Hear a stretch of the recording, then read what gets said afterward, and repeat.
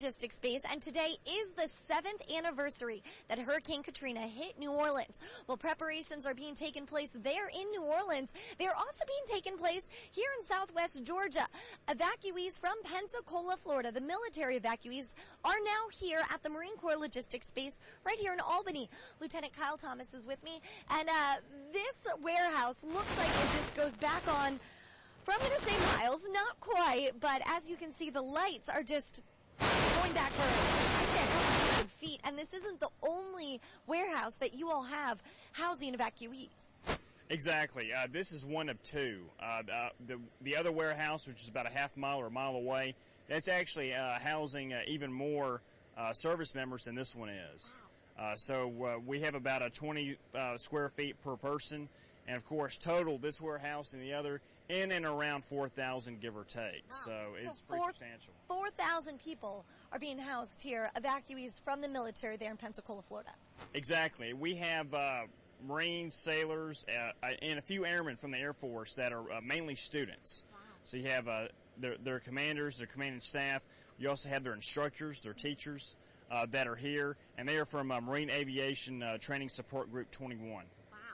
And this 4,000 people, I mean, that's thousands of people, but that's not how many you were expecting. You can have more space. Yes, we can house more. Some of the commands decided not to evacuate while others did. Of course, a lot of that has to do with proximity to the ocean wall itself. So whereas you might not get a lot of the storm that hits a specific area, but you always have that potential for flooding right there next to the coast. That storm surge that can actually saturate the areas on the other side of the seawall. So we have service members that live there that needed to be evacuated, while other commands that we have agreements with that we meet throughout the year in case we have to evacuate, they were a little bit more inland and didn't, of course, see the need to make the decision to come up here. And now all of these troops coming here, it was no surprise. You kind of have these preparations in place year-round. Exactly. Of course, MCLB Albany, we're in an ideal location. We're equidistant from both the Atlantic Coast and the Gulf Coast, 200 plus miles both ways.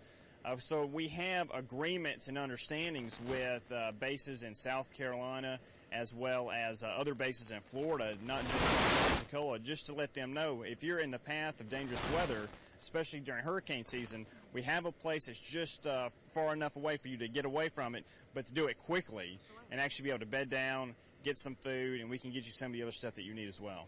Now, Hurricane Isaac was planning on taking a turn and hit right here in southwest Georgia. Would you all have evacuated anywhere? Well, we're a little bit too far inland, so it's kind of hard to say. It's kind of hard to speculate, depending on how powerful the storm is. Typically, we don't have to evacuate for hurricane weather. Of course, we had the floods here in the 90s that caused some issues. But more often than not, whether it's Hurricane Katrina in 2005 or Hurricane Ivan, the hurricanes that hit in 1999 with Parson, South Carolina, we are more often than not the host for evacuees. And of course, the base command here at MCLB Albany works with Marine Corps Logistics Command, the largest command here. We work as a team, and we make sure that everybody has everything that they need so we can get them back into training as safely and as soon as possible. Absolutely. The guys are back here, guys and women, I guess I should say, are all here sleeping inside this warehouse, kind of getting a little vacation while they're here, not doing too much work. Right. Of course, you can view it as a vacation, especially during a school environment. So they would be training otherwise. But however, we try to give them as much as possible. Sure. Of course, this is it's probably not home to a lot of them. They are sleeping on cots. They have about 20 square feet per person. But they were able to move around the base freely a little bit yesterday, watch some movies, get to go to the PAs, get to go to the commissary, and things of that nature. So we're trying to make it as comfortable for them as possible, and we're working around the clock to make sure that happens. Absolutely. Well, we're going to be finding out much more about all of these evacuees coming down here to southwest Georgia. I guess coming up here to southwest Georgia, I should be saying, live at the Marine Corps Logistics Base. Kelly, back to you.